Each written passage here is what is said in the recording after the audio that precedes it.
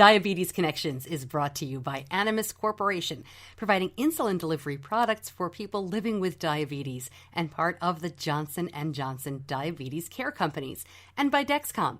Take control of your diabetes with the world's first continuous glucose monitoring system that sends glucose readings directly to your compatible smart device.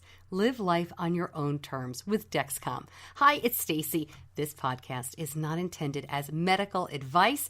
I am not a doctor. If you have those kinds of questions, please contact your healthcare provider.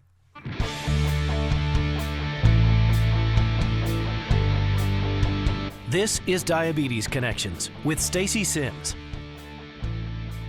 This week, following a dream all the way to Broadway, Maddy Trumble has gone green in Wicked, been the King of New York in Newsies, and toured the country as Mary Poppins, while dancing in high heels and dealing with type 1 diabetes. It takes extra planning and being prepared for lows during big dance numbers. It's just a little scary. And you can't leave the stage, really. I remember one time Mary Poppins, we were doing Step in Time, which is this huge, 12-minute long half number. And I was starting to feel low, and then it kind of really hit me in the middle of that number, which is a really, really bad time. Maddy shares her family's story, her passion for performing, and her concerns about her health insurance. And she answers your questions. Plus, it is Thanksgiving week, which means travel and food and maybe just a little stress.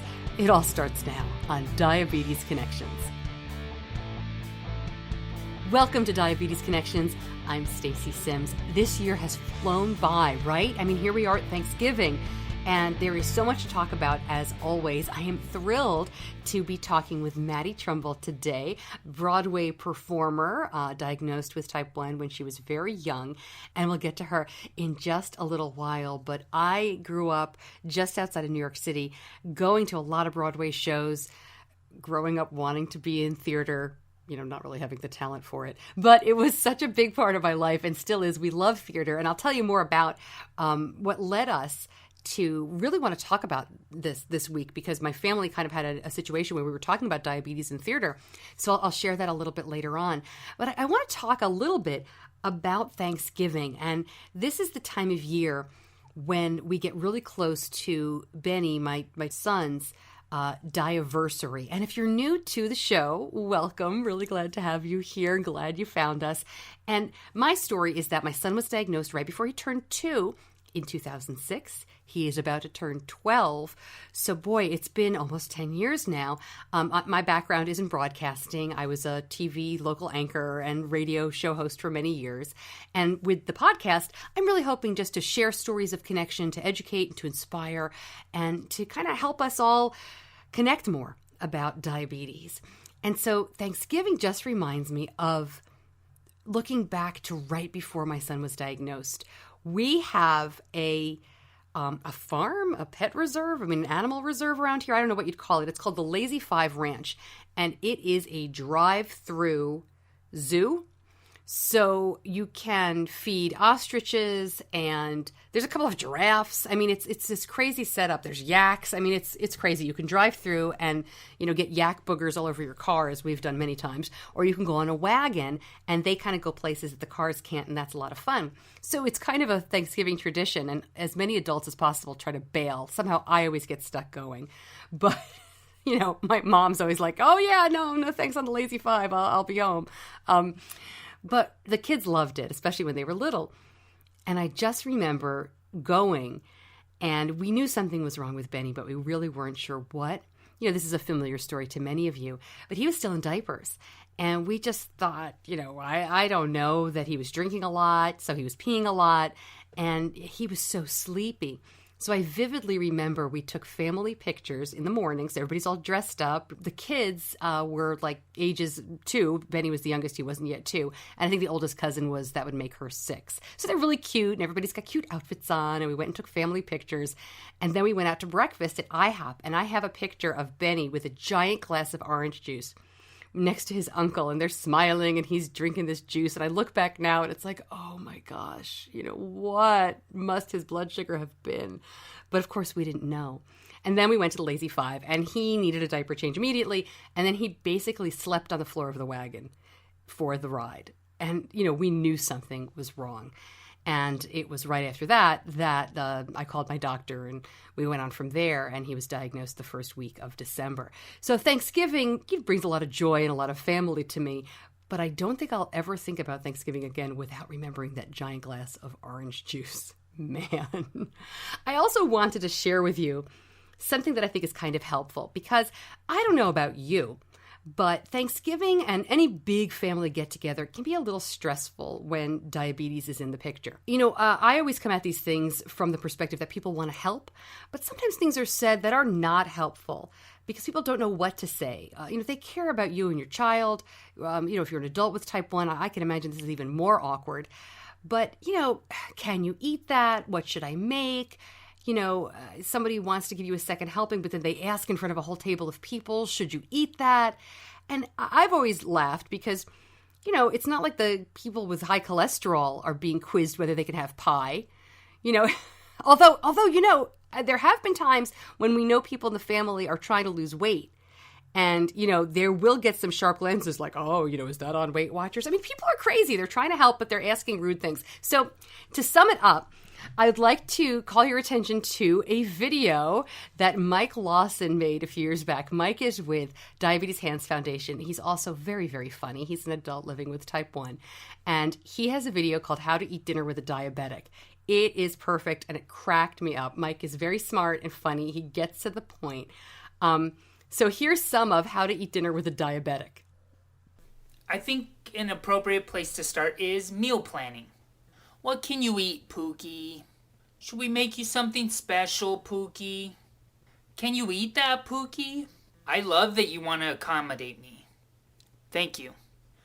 But I've actually gotten pretty good at figuring out what I can and cannot eat. Believe it or not, I eat food every day on my own without your help. If you want to help, try this. Instead of asking, can you eat this? Should we do that? Just tell me what you plan on cooking. Hey, Pookie, your dad's cooking a turkey, and I'm going to make my famous potato and jello casserole. Done. Now I can make a plan. I do not want the recipe for jello and potato casserole, but you get the point, and I'll link up the full video at diabetes-connections.com. It's not easy, I think, to navigate some of these things, but humor can really, really help. I wish you well for Thanksgiving. I hope everybody has a great, safe, and happy holiday with family. I hope not too many dumb things are said, and I hope you have some understanding if they are. And I hope videos like Mike's can really help spread the humor and spread the education to people who might not know what to say or what to do, especially if you're recently diagnosed. The holidays can be a tough, tough time. So don't be afraid to reach out to your endocrinologist, reach out to your educator, reach out to people who can support you and understand. And if you don't have anybody in your area, I'm happy to try to help. You can email me, Stacy at diabetes-connections.com. Maybe we can find people near you, because there is just no substitute for that in real life, nearby connection. Quick word from our sponsor, from Animas. And we put a lot of thought into choosing our son's Animas insulin pump more than 9 years ago, and just as much thought each time we decided to stay with Animas. Our insurance has always covered a new pump every 4 years, so we've stayed with Animas 3 times now. And why? Well, the product is exactly what we want out of an insulin pump. Animas offers a choice of insulin pumps, so you can choose the one that suits your individual needs. The customer service is incredible, has been from day one, and Animas pumps fit my son's very active lifestyle. Find out more. Go to diabetes-connections.com and click on the Animas logo.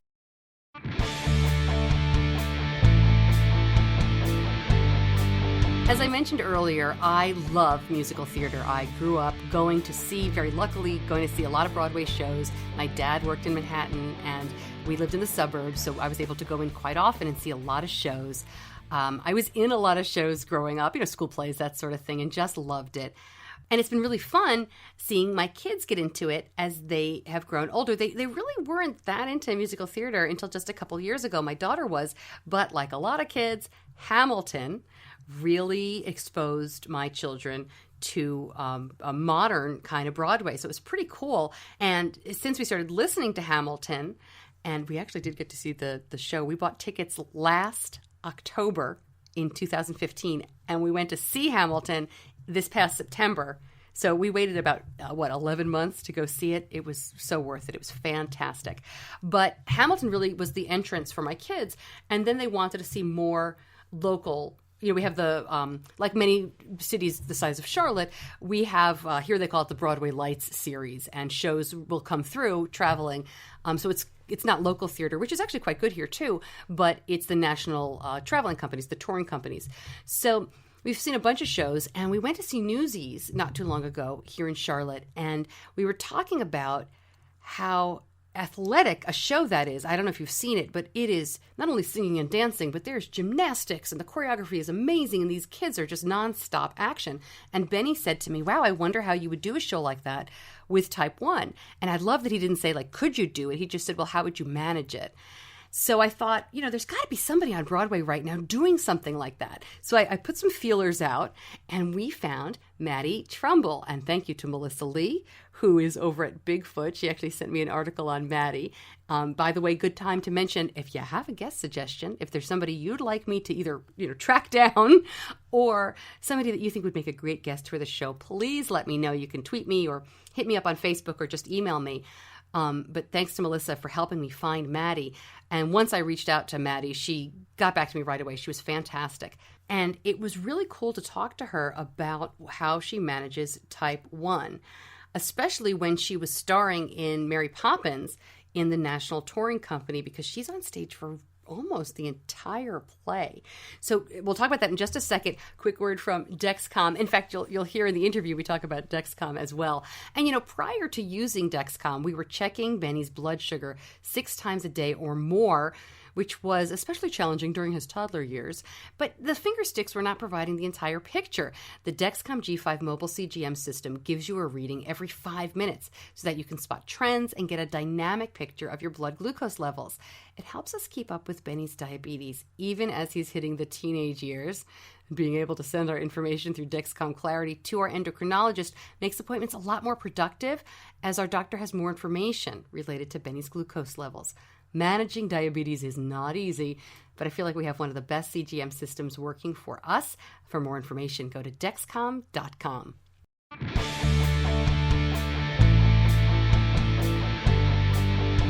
If you saw the national tour of Mary Poppins a couple of years ago, you were lucky enough to see my guest this week. Maddy Trumble played Mary Poppins in that national tour. She also has been in the national tour of Wicked, playing Elphaba, the Wicked Witch of the West, before she was the Wicked Witch of the West, and all that green makeup. And she was in the original Broadway production of Newsies and many more plays and musicals since then. I was really excited to talk to her because she was diagnosed with type 1 as a kid and always knew that she wanted to be a performer. That is not a regular and steady lifestyle. When you talk to people about managing type 1, quite often they talk about the routine. And when you are a performer and you're traveling, I don't think you have much of a routine. So I was excited to talk to Maddy about how she does it, what she's doing now, and any advice she has for up-and-coming performers with type 1 or without. Maddy Trumble, thank you so much for joining me today. I'm excited to talk to you. Oh, thanks for having me, Stacey. I have so many questions about performing and what it's like, and, but let me back up to more of the beginning of your story, because you grew up with type 1. When were you diagnosed? Yeah, I actually was diagnosed technically on the first day of kindergarten. So my dog, Shosh, had just been diagnosed. I don't know how. I can't really remember. I was 4. My dog had been diagnosed with diabetes that summer. My mom has her PhD in child psychology, so this is before the internet. They had all these, medical journals, and she had done lots of research on diabetes, so she knew, the symptoms, like going to the bathroom a lot and being really thirsty. And I remember we went to a friend's birthday party it was like in a park, and the bathroom was like up a really long walk, like up a really steep hill. And I just remember I went to the bathroom in the course of like 2 hours, like 6 or 7 times. And I remember walking up that hill. And I remember that was when my mom was like, I think something may be up. So when I went to the doctor to kind of get all your shots and tests for when you start school, my mom was like, can you just throw in a type 1 diabetes test? And so, I found out on the first day of kindergarten. And luckily my blood sugar was not so high that I actually didn't have to be hospitalized. I think it's pretty, as I've heard, it's pretty unusual. But yeah, it was the first day of kindergarten, so I was 4. So I just celebrated 22 years. Wow. Me and diabetes. Yeah, 22 years. Yeah. Oh, and what was your dog's name? That was fast. That went by fast. Oh, the dog's name was Shosh. It's some other language for bear. I can't remember. My mom is a hippie. My mom is a big hippie. We're from Berkeley, California. Yeah, Shosh. So what was a good dog. Was it funny to have a dog with diabetes and a kid with? Did that confuse your friends at all? No, we used to we used to do our shots together, and we'd give Shosh her shot, and then I'd get my shot. It was kind of cute. We were bosom buddies, yeah. I can imagine from your perspective that was pretty helpful in a way. I mean, you had a buddy. Yeah, definitely, and yeah.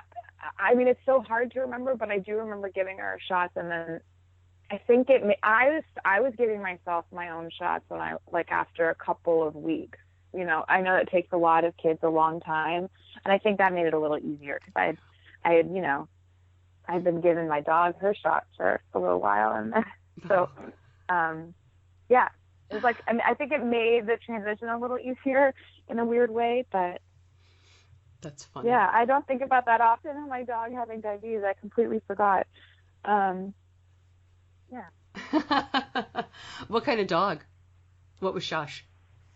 Oh gosh, she was a big mutt. She was big and really big and had long black hair. Not quite sure.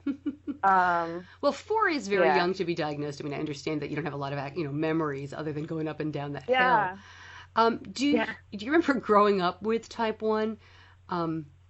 It's hard to ask again at that age if it changed anything for you, but did you accept it pretty well? Did your friends do okay with it? Yeah, it is tough to remember. I think I did. I never saw it. I remember though when I was diagnosed, that was the first time I remember at least seeing my parents cry, and I remember thinking that was weird because I didn't know what the big deal was because I was just like my dog.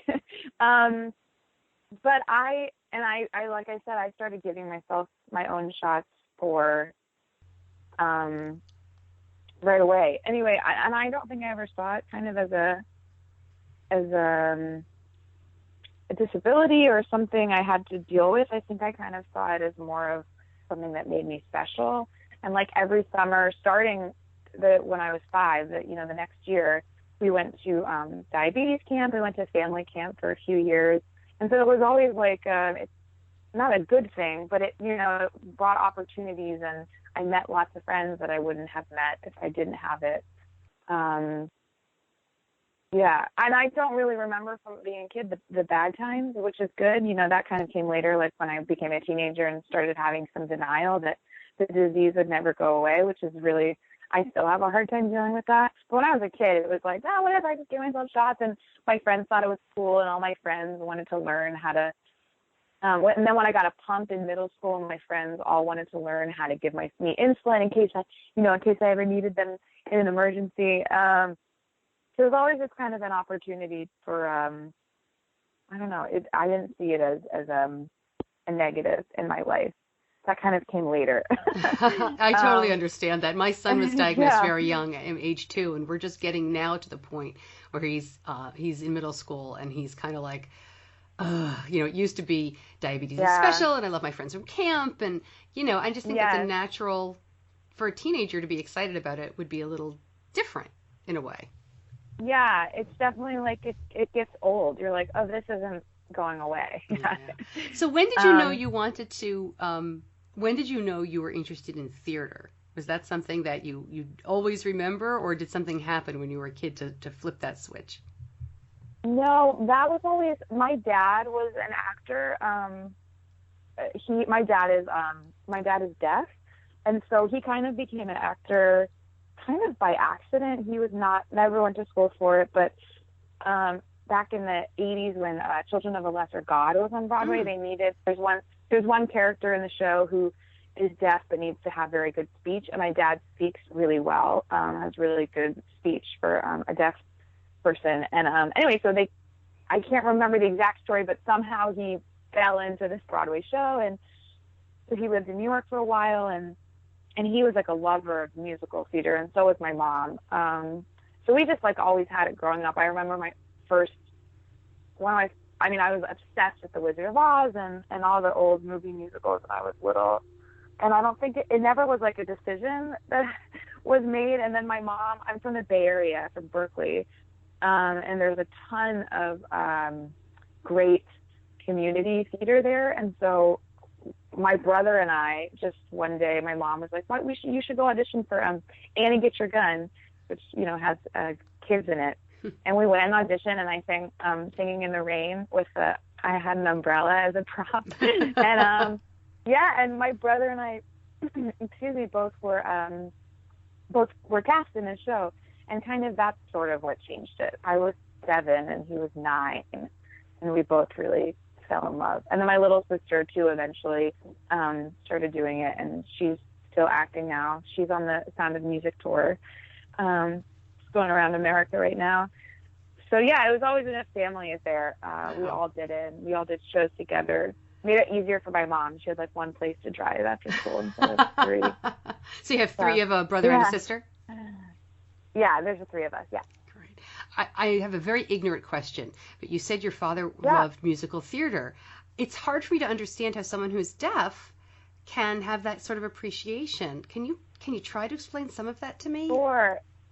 Yeah, I remember him talking about, he's an actor, and to us, musical theater is so much about the music, but if you watch, he loved Gene Kelly and Fred Astaire, and he loved Funny Girl, Barbara Streisand, because she's such a fantastic actor, and her hands, her fingers, and her fingernails, I don't know if anyone loves Barbara Streisand as much as I do, but she has the longest fingers and uses her hands in a really interesting way. And so my dad, it's all visual for him.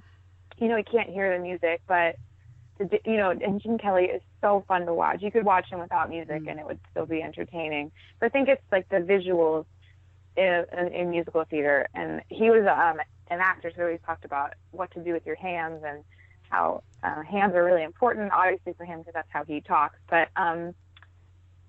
so it was the visuals in musical theater, I think, more for him. And the style of acting, I suppose, also, because it can be a bit more exaggerated, and which is something that would speak to him, I suppose. I've never asked him about that, but he was really into Gene Kelly. Singing in the Rain was like another one of my favorites.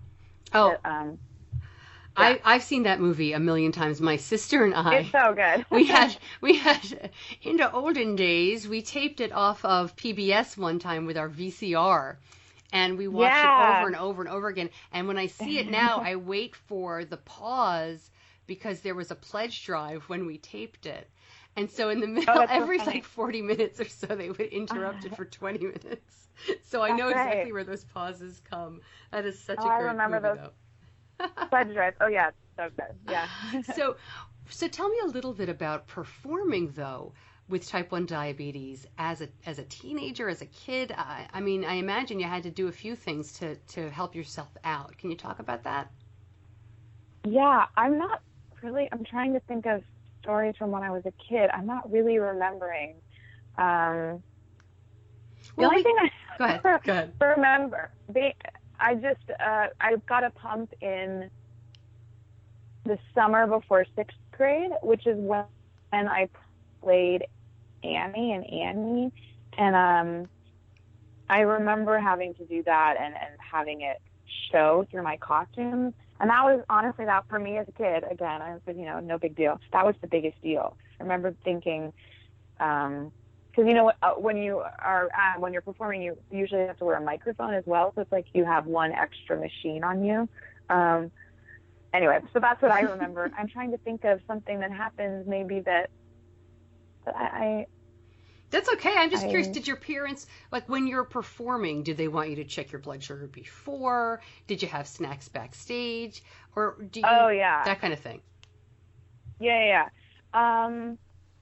Yeah, it's tough because when I've been lucky enough to get to play a lot of leads in shows and who don't really lead the stage. I'm just thinking, like when I played Mary Poppins, I also when I played Mary Poppins, you kind of really rely on, you have a dresser who kind of meets you backstage every time you're off stage to give you water and you know, if you need to change your costume or fix your makeup, they're kind of there, but you're never really off stage for more than, 20 seconds.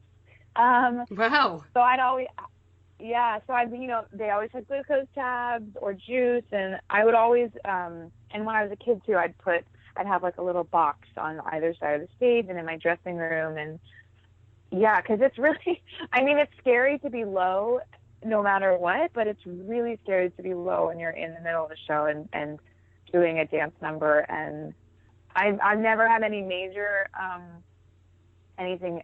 I've never been so low, but there's been a couple times where it gets a little scary, and you can't leave the stage really. I remember one time Mary Poppins, we were doing Step in Time, which is this huge, like 12-minute long tap number. And I was starting to feel low, and then it kind of really hit me in the middle of that number, which was a really, really bad time. And then you don't leave the stage again for another 10 minutes. And I've thought every time I do a show, I'm like, there's going to be a point where I leave the stage or I'm going to have to stop, and it's just going to have to be okay, because it's just going to have to be okay, because that's the most important thing is not the show, is my health. But I've been lucky. I haven't had to. Do you ever think about keeping like glucose tabs in your costume? Because, I know Mary Poppins can't be eating in the middle of Step in Time, but you could like sneak it or something like that. No, I never did. That's a good. There was always some. I guess if I'm ever in a show where I can't leave the stage for a long time, I will 100% have to have something. But Mary Poppins was. That one scene was strange when I was low, because I was on stage for like 20 minutes straight. Usually I could run off stage if I needed to. And there's always someone nearby. And, I always tell everyone on the first day, stage management, just so they know. And everyone's always very understanding and always so curious about it. And I should come to rehearsals with like a brochure, some literature for them to read. But I just tell them, and they're usually, I've not had any crazy thing I've had to deal with yet. Do you have a blood sugar? Knock on wood. Yeah. Do you have a blood sugar goal? And you certainly don't need to share specific numbers with us, that you like to be in, or a range that you like to be in when you are performing at the beginning of the show? Sure. Yeah, definitely. Normal for me is like a little higher, I think, than most people. I like to be between 1 and 150. And right before this podcast, I was 137, so I'm patting myself on the back for that. But definitely the before a show, because the adrenaline and everything, it's so and just running around. And last year I did Evita, and I played Ava Perón, which is the lead, and like she really, I left the stage a lot, but every time I was backstage, I was changing my costume and my wig, and so it was just really, there was never a moment to sit down, never a moment to test my blood. So I'd like to start ideally like around 200, because my blood sugar is not going to go up when I'm doing a show. It's only going to go down. So that would be that's ideal. That doesn't always happen. Yeah. Do you wear an insulin pump during the show still? You kind of mentioned that earlier. I'm just curious. So do you keep it on under your costume? Yeah, I do. I'm trying to think I think I took it off for Evita, because that one was so short. The first act is like, the first and second act are both about an hour. And there were so many costume changes, and so it's so much running around. I think I did take it off of that one. But yeah, Mary Poppins. Also, I think it would be different with costumers are so fantastic and can figure out where to place it. But with Mary Poppins, there was no way anyone was going to see. So Mary Poppins, I had to have 2 microphones because they give you one. You use one, but then you have a backup in case the first one dies or goes dead because there isn't time to change your microphone. So I'd have 2 microphones and my insulin pump, but no one saw it because I had these huge dresses and a bustle. So I usually put them like on the small of my back. So no one's going to see them but I'm trying to think if I've ever had a costume where I was worried about it being seen. I don't think so. I've been lucky to be very clothed in all my shows. What kind of pump do you use? I have a Mini Med, and I've had a Mini Med forever. A Mini Med Paradigm. It's purple. It's very pretty. Do you use a continuous glucose monitor with it? I don't, but I have a girlfriend in New York who I actually met in Chelsea Market. I don't know if you went there when you were there. It's just really cool to just like walk through Market. Anyway. And we were in the bathroom at Chelsea Market, and this girl with like really beautiful red hair and she had like a really cool outfit on, and she had the purple pump like on the outside of her pants, which I thought was really cool. And because I never wear, like, you can never see my pump. It's always somewhere hidden. And she was just wearing it on her jeans with her cool outfit. And I just said, I was like, oh, I like your pump.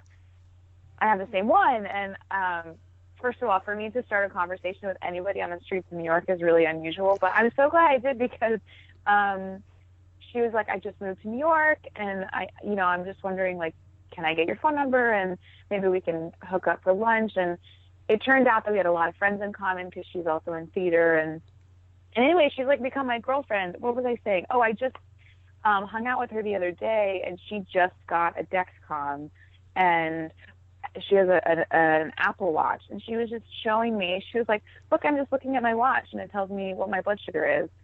So I do not have a continuous glucose monitor, and my mom has been trying to convince me for years to get one. But I've just always been weird about having a second machine attached to me. But it's so clear. My friend Claire was showing me it's so small, and I don't know. I'm going to have to really think about it because it seems like kind of a really cool thing. Well, we've used ours since for 3 years now. So if you would like to know the opinion of someone who's 9, he was 9 when he started. So he can. You guys love it? I do. I think that there are. How to say this? So first thing is I'm the parent, right? I'm not the person with diabetes. Right. So I, of course, love it because it helps me take care of him in a way that finger sticks, didn't give me the window that I wanted. But my perspective is not his. He likes it because he doesn't finger stick as much. And everybody uses it differently, and it's not labeled to not do finger sticks yet. But that's really why, if you ask him, that's why he likes it, and it gets his mother off his back because I can just see his numbers, so I don't have to ask him what's going on. Do you see them? Can you see them on your phone? Yes. Oh wow, that's crazy. Yeah, so he needs with the current Dexcom, he can have it on his cell phone or a receiver, and then I can see it on my cell phone. And he is the one who wears the watch. He has a Pebble watch, which is a little less expensive than the Apple Watch, and he wears the Pebble Watch, so he can see it, and it's more discreet for him in school. He doesn't want to pull out his cell phone because nobody's allowed to have a cell phone at school, so he keeps his cell phone in his backpack, and then he can just look at his watch. But for us, the best thing about the Dexcom is seeing trends, because he's overnight, his numbers can be bananas because of puberty and everything else, and that to me is the number one advantage, is you really get a window. And I've already done a commercial for Dexcom in this podcast, so that's another one. Oh, good. Yeah, I think it's something I definitely need to look into it. I have an appointment next week with my endocrinologist, and they've also want me to get. I have a new one this year, but a new endocrinologist. They've been trying to convince me. I mean, it seems like a pretty cool thing.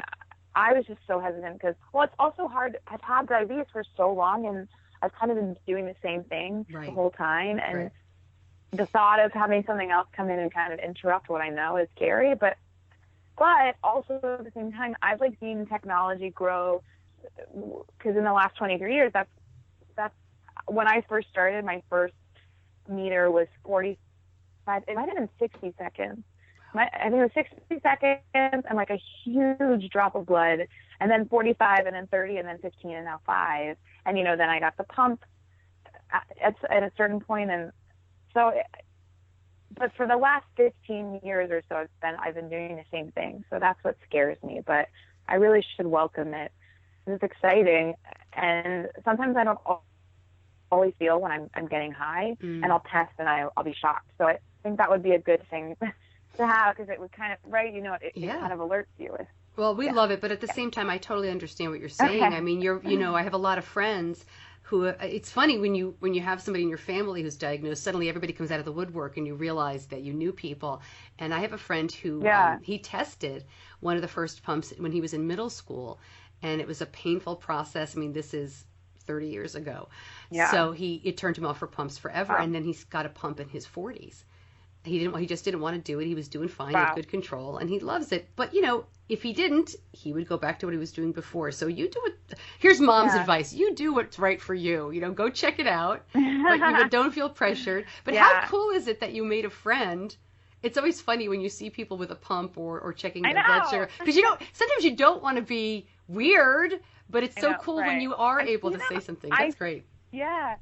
And I feel like I see them all the time on the subway, and I never want to say anything. But for some reason, we looked like we were cut from the same cloth. So I'm glad I said hi, and maybe I will again next time I see somebody with a pump. Cool.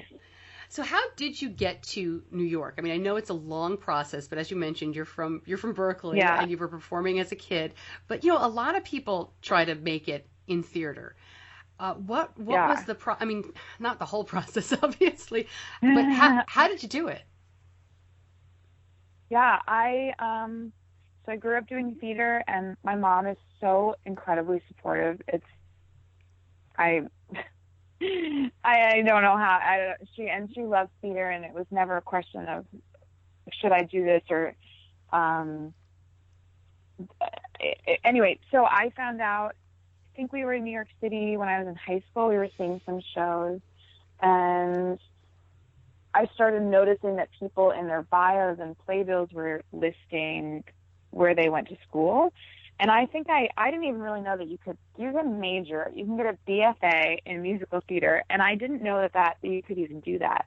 I think I kind of figured you had to go to NYU for acting, or, I didn't know any better. And so I was seeing bios, and I was seeing all these people.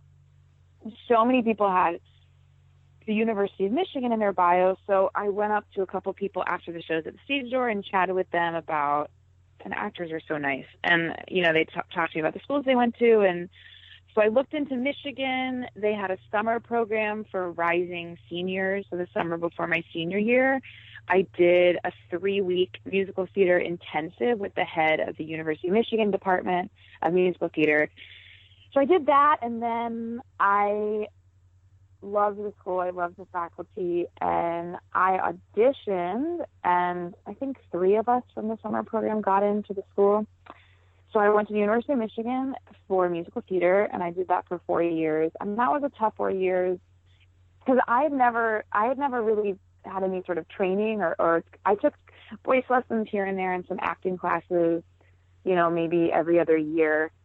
But I just did shows because it was fun. I liked to be in plays, and to all of a sudden be in a university setting where I was being graded on my acting and my singing and dancing was so strange to me. So I kind of had a hard adjustment. And, it's an incredibly competitive environment. There were 19 people in my class.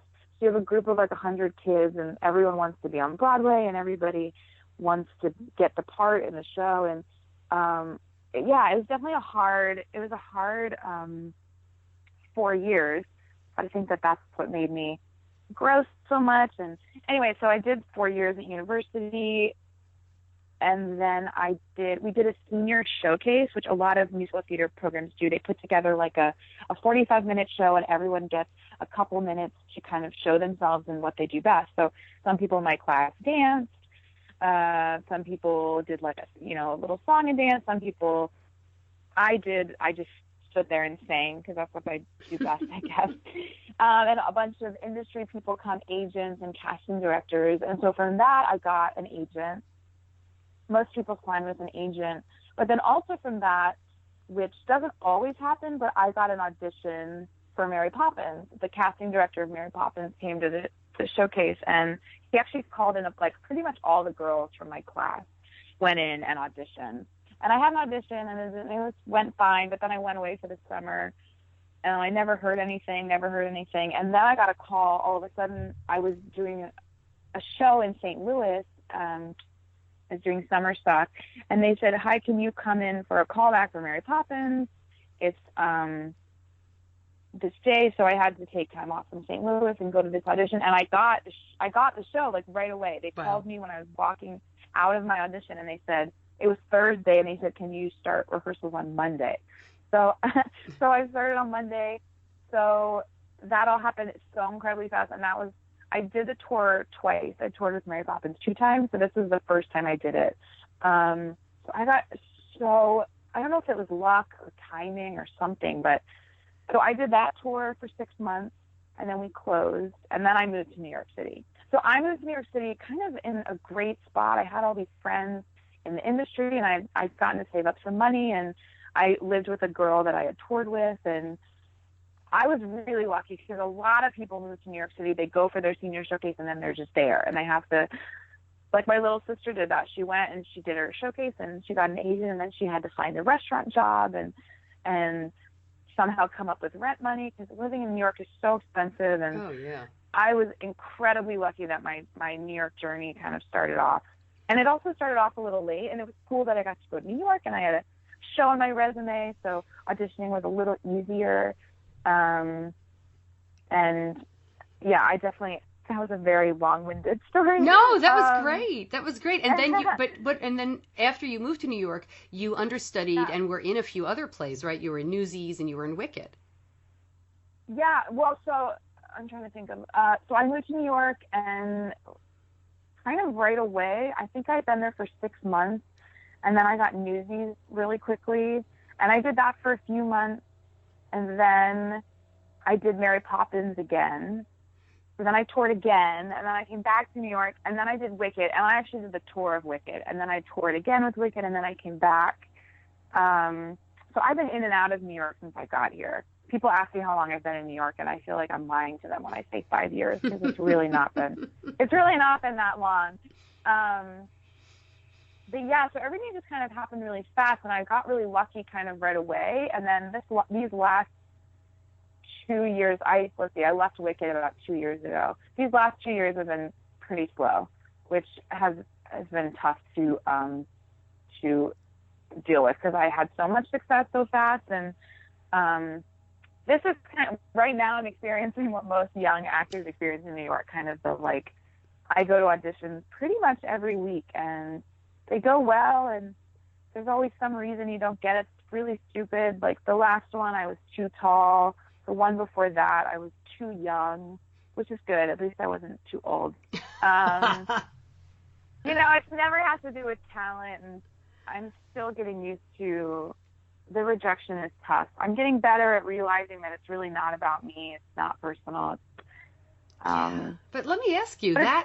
Go ahead. Yeah. No, I was going to say it's tough when you're in New York with thousands of other fantastic actors because you can be as specific as you want. You don't have to sort of make any sort of concessions. The casting directors are like, I want that person to have shorter hair so that then they can find that person. So, it's really tough, and there's so many talented people. So I'm just really lucky that I'm in a spot where I have girlfriends and guy friends who aren't even they aren't even getting the auditions they want.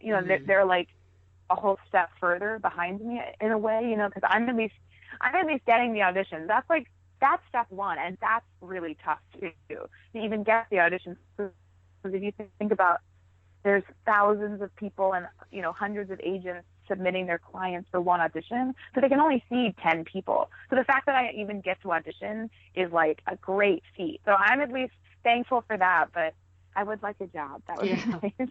Well, and that leads me to what I was going to ask, which is, as a parent of a child with type 1, I'm listening to this and I'm thinking, how is she paying for her supplies? And I'm trying to do the math. Are you, and I know this is a super nosy question, so you don't have to answer if you don't want to, but are you on your parents' insurance? Like, how do you do this? Okay. So I was on my parents' insurance, but then I turned 26, right? So that was last year. So then all of a sudden, so I get my health insurance. We have fantastic health insurance.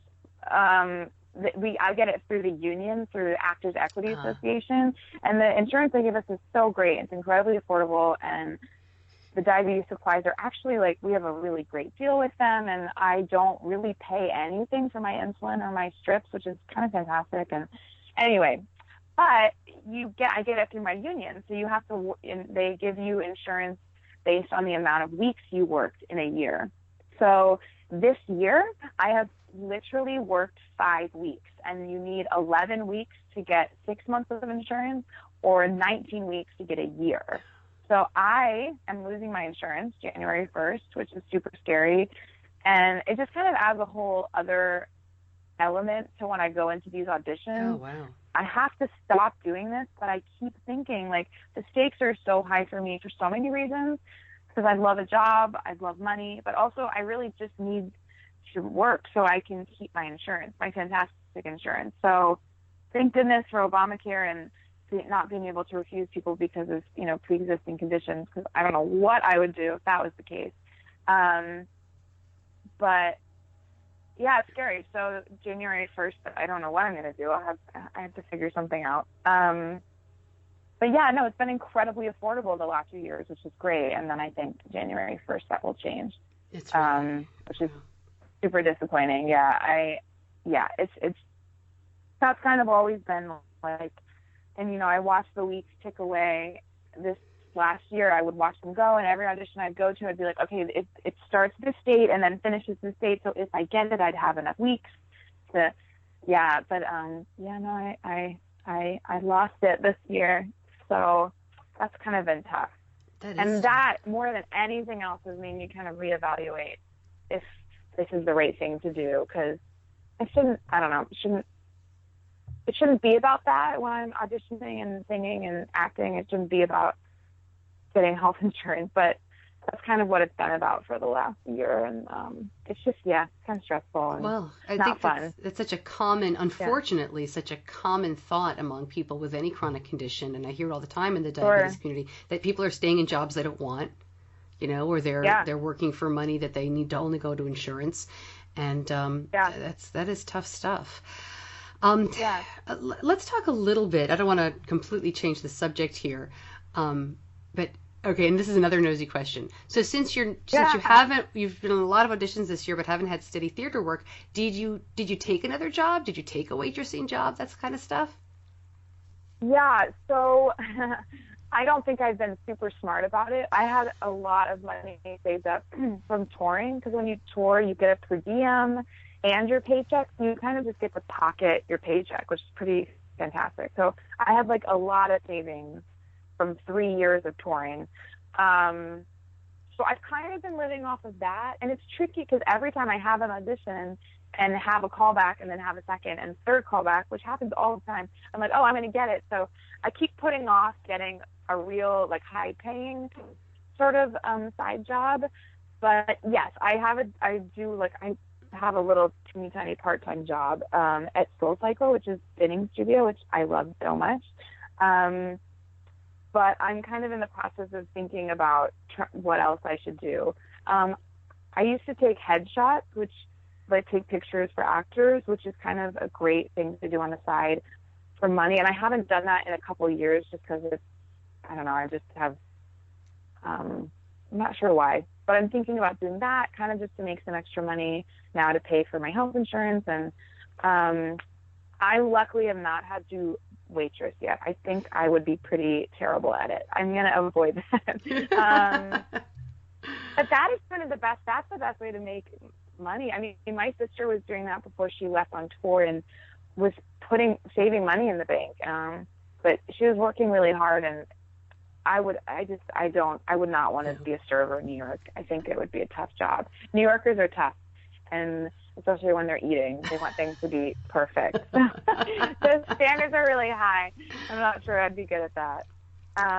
That's funny. And then I've done little side jobs, like I do little temp things, and I babysit sometimes, and but yes, no, I've had to kind of pick up some stuff to make some extra money, because yeah. See, I heard from a few people. I put out I put on Facebook that I was talking with you, and you've actually answered most of the questions that people had, which were about, performing with lows and, hiding glucose and things like that, and what pump you use. Oh, yeah. But I think a lot of the kids look at this and think, wow, what a glamorous career, and I really want to do that. And listen, if you are interested in theater, you are passionate about it. But I hate to say I'm glad to hear you talking about that, because it's not a side of the working actor that we hear a lot about.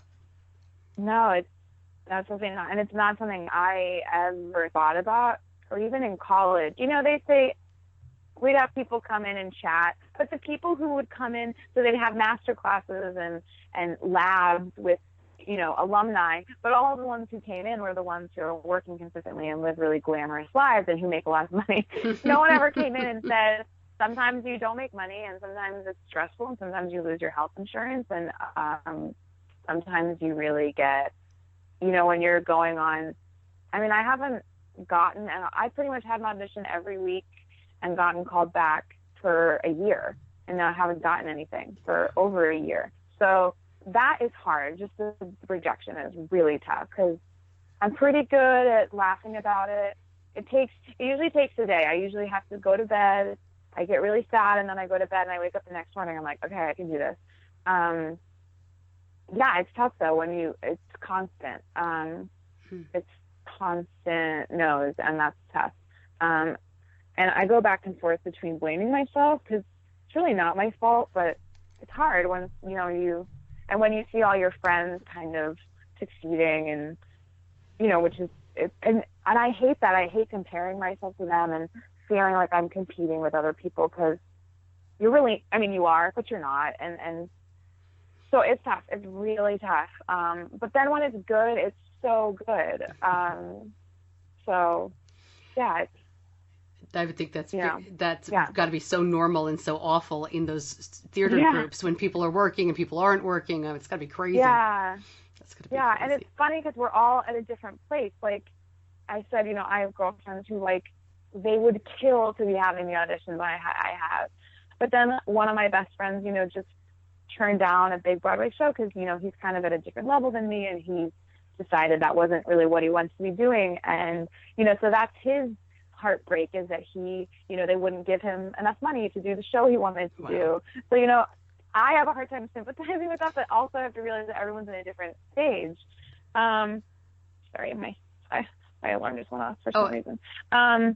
Anyway, so I just, everyone is dealing with their own, and then I have another friend who I just auditioned for him last week. He's, supervising a show I want to do, or that I was auditioning for, and I didn't get it. And I, texted him and I said, I'm sad I didn't get it, and I don't really know what to do anymore, and, I can't catch a break. And he goes, yeah, Maddy, I totally understand. I'm with you. I can't even get the auditions I want.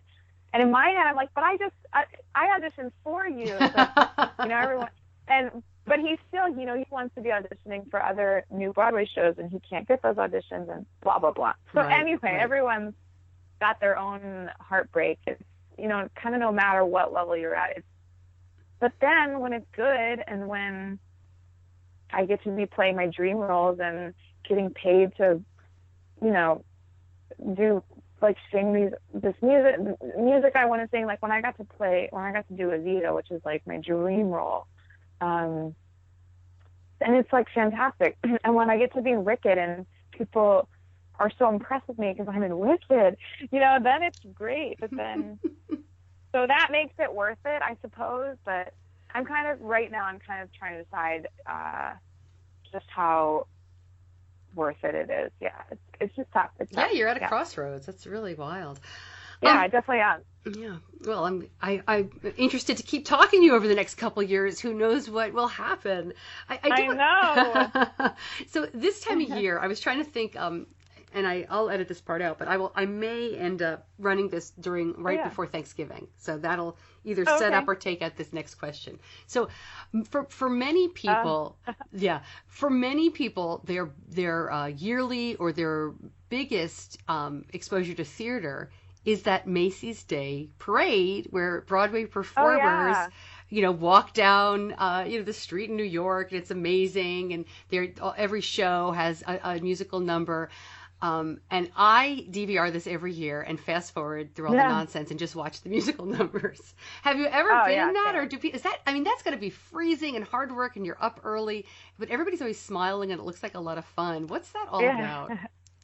I have not done that because I have not been lucky enough to be in a show that's happening during that time. But I, it's such a little teeny tiny world we live in. So I'm friends with like everyone who does those shows, and everyone does the parades. I heard it's pretty freezing, and they all look so happy. But I think it is kind of like, that's a cool thing to do. And you're like, oh my God, on the Macys Day Parade, that's kind of what this business, when you get to work in it, it's kind of constant things like I watched other people do this when I was a kid, and so that's pretty cool. You're like, oh, these are my dreams coming true. Yeah. Yeah. I think that's kind of what people are like. I don't care, it's cold. I used to sit at home, every Thanksgiving morning, and I remember back during Mary Poppins, I got to play San Francisco, and I was I used to come and watch people. Sorry, Nicole, I used to come and watch people on this stage, and now little kids are watching me, so that's pretty cool. And that's why you do it. I mean, we do it because we love it so much, not because it's easier, not because you get paid well, or it's we love it so much and have always loved it. And I think all of us, if we could do anything else, if I could do anything else, I would do it, but I don't really want to. So yeah, and that's why I'm still here. When you're talking about performing for those kids, and you were one of those kids once, watching the show in San Francisco, I know that you've met some kids after the show who have type 1 diabetes on the tour and probably elsewhere. What's that like for you? Well, first of all, they're all so much better at taking care of themselves than I am. I'm so impressed with all of them. They're super inspirational because and it's cool because I've never realized that until talking about it today, that it did not used to get me down. Even before, when it was harder to take care of it, in the 90s when it took 45 seconds for my result to come out. But I didn't used to let it get me down, and these kids don't either. It's just something cool about them, and something different, and something they get to talk about, and something that their friends don't have that makes them special. So it's always I think with anything, when you meet kids who are like you, or it's the same with performing. When I, every once in a while when I get to teach classes or meet kids who are actors, they just do it because it's fun and they love it. They don't do it because they want to make money or they want to win an award. They just do it because they love it. And I think it's cool to I think it's cool to meet kids who remind you of you and remind you that and it's cool because I'm trying to remember my role models. There was this girl group called the Pump Girls. Oh my gosh, I wonder what happened to them. They had a Stevie, and they all had diabetes, and I'm trying to think. I didn't have any role models with diabetes, or I didn't have anyone to look up to who did what I did, who had diabetes. Who I could say, oh, they did it, and it was no problem for them. And so that's kind of cool.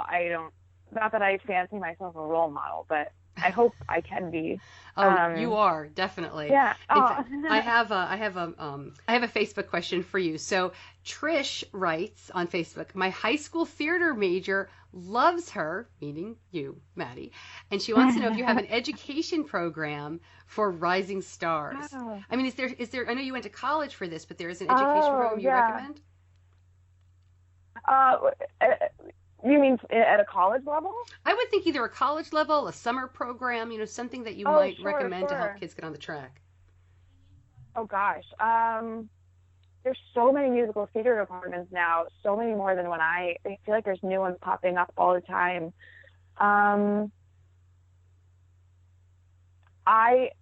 University of Michigan was great. It's the faculty is kind of all changed now, and I'm not quite sure exactly how the department's being run. Oh my gosh, there's so many. I would say, and there's so many that we think we need to go to. Like, I thought I needed to go to Michigan, and obviously I went there for a reason, but I know people who go to smaller schools and who love them, and people who go to big universities and love them. I think it's about like doing all the research. Also, it's probably so easy now with, God, there's probably so many resources on the internet. I'd say do the research and visit if you can and see which works best for you. I'm trying to think of like training programs, like classes. I have a friend who has a business who, oh gosh, this is terrible that I can't remember it. I'll post it on the Facebook group. He has a business where it's him and he takes other like Broadway folks with him and Broadway stars, and they'll go and travel to schools and high schools. And I know there's a couple organizations that do this, and they'll teach classes and they'll perform for you guys. I did it one time. I went to a little tiny town in Texas. They were doing Mary Poppins, and I taught a master class.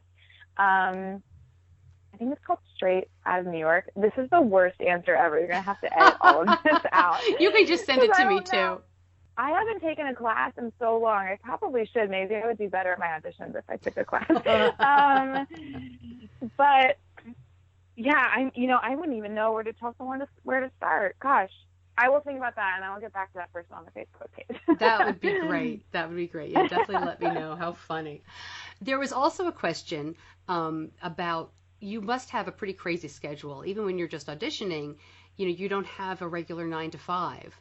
So the question of how do you manage diabetes? Do you have a routine or a special diet or, anything that helps you out?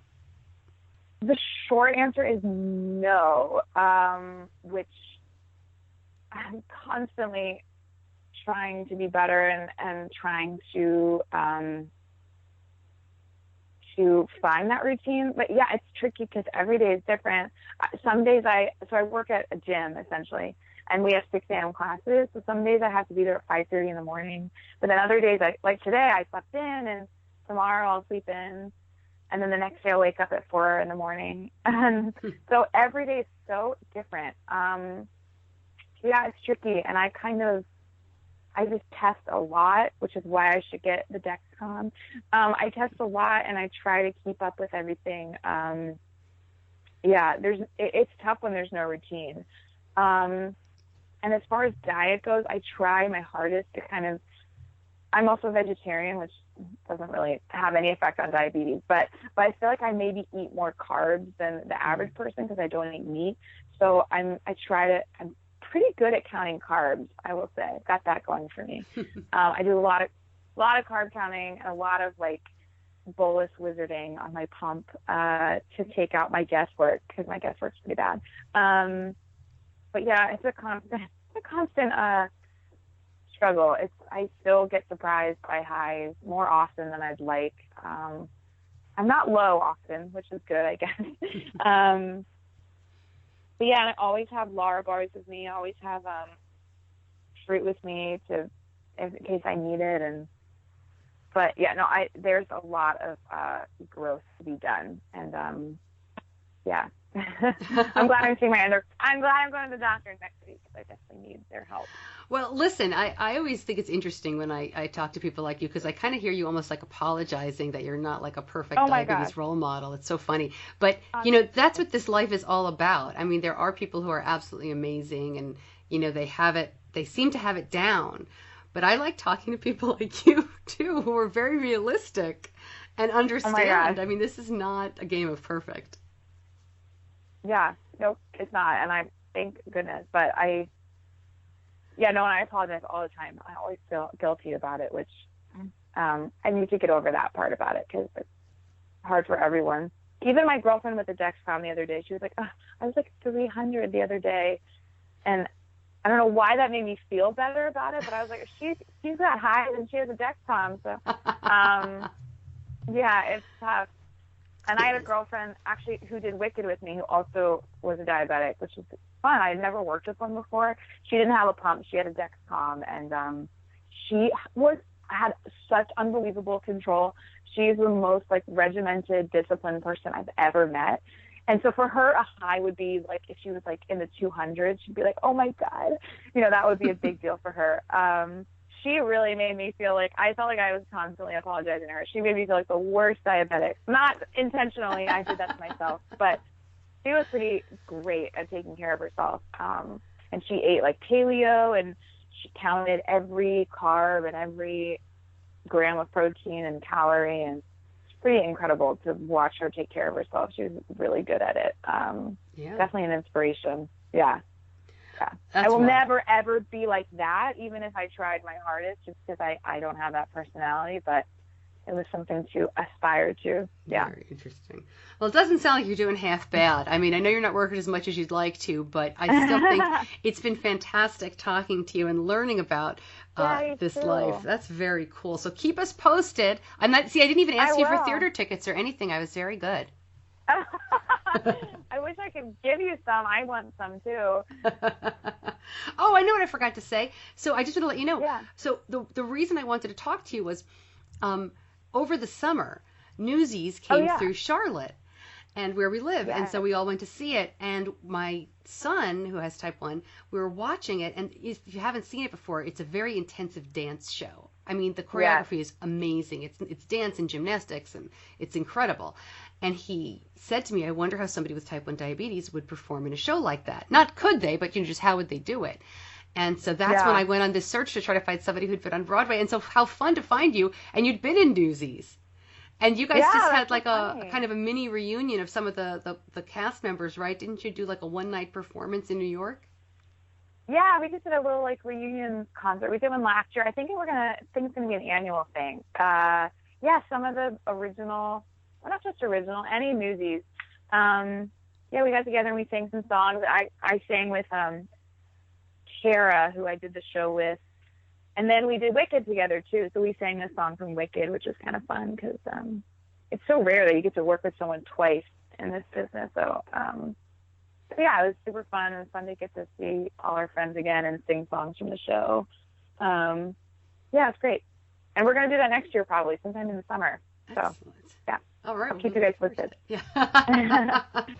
Very cool. Well, thank you so much for joining me. It was great to talk with you. Yes, thanks, Stacey, so much. This is great.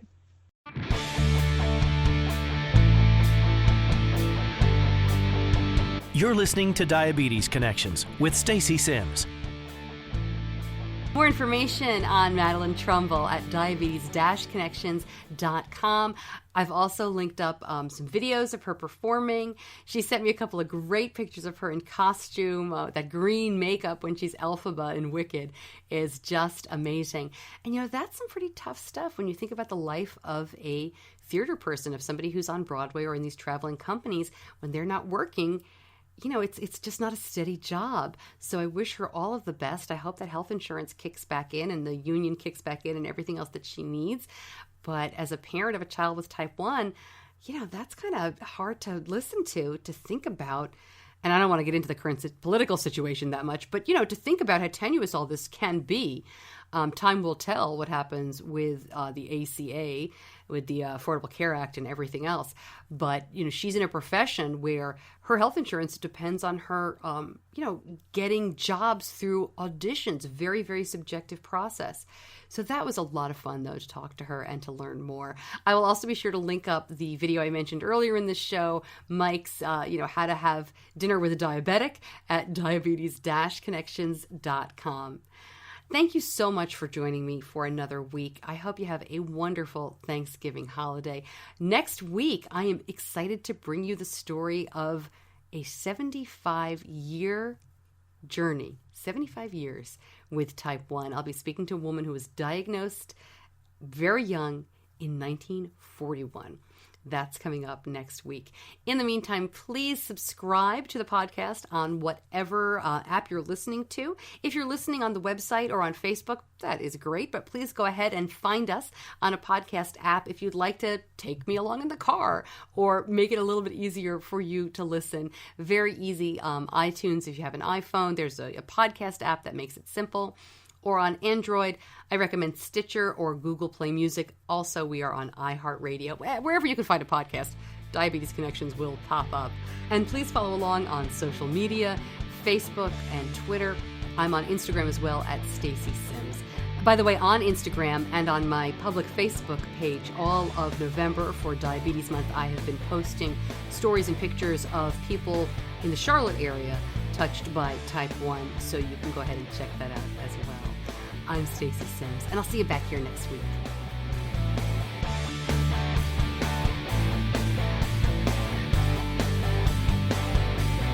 Diabetes Connections is a production of Stacey Sims Media. All rights reserved, all wrongs avenged.